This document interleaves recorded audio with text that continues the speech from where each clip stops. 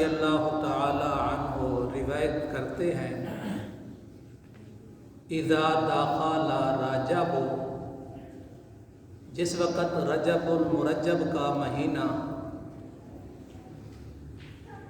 شروع ہوتا تو آپ صلی اللہ علیہ وسلم ایک دعا مانگا کرتے تھے رجب کی وجہ سے، رجب کے مہینے کے شروع ہونے کی وجہ سے، اللہم بارک لنا فی رجب و شعبان وبلغنا رمضان۔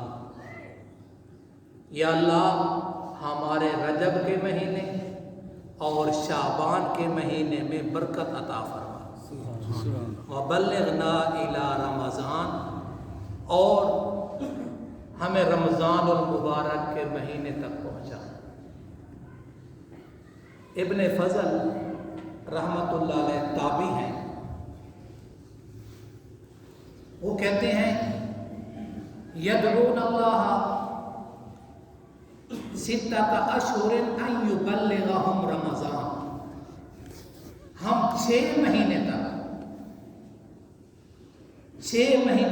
اللہ رب العزت سے دعا کیا کرتے تھے، یا اللہ ہمیں رمضان المبارک کا مہینہ عطا فرما۔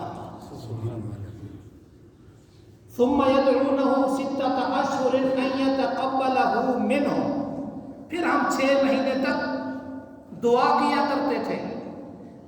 جیسے رمضان مبارک کا مہینہ شروع ہوا تو پھر رمضان مبارک کے مہینے سے 6 مہینے تک پھر دعا شروع کر دیتے، یا اللہ اس رمضان المبارک کے مہینے کو ہماری طرف سے قبول فرما۔ گویا کیا نتیجہ نکلا؟ مطلب یہ نکلا کہ ان کی زبان، دل، دماغ میں 12 مہینے رمضان کے تذکرے تھے، 12 مہینے رمضان مبارک کے تذکرے تھے۔ ہم ذرا سوچیں ہماری سوچ کہاں تک ہوئی ہے؟ بچہ پیدا ہوا، اس کی تعلیم و تربیت، پھر پڑھ لیا تو اس کی نوکری کی فکر، پھر بڑا ہو گیا تو اس کی شادی کی فکر، ہمارا سرکل اسی میں گھوم رہا، اسی سے ہماری اتنی حد ہے۔ آپ انٹرنیشنل امت ہے، میں تھوڑا سا انٹرنیشنل امت ہے، آخری امت ہے، بیسٹ امت ہے۔ اللہ رب العزت نے اس امت کی قرآن مجید میں تعریف کی، پہلی کتابوں میں اس امت کے تذکرے کیے۔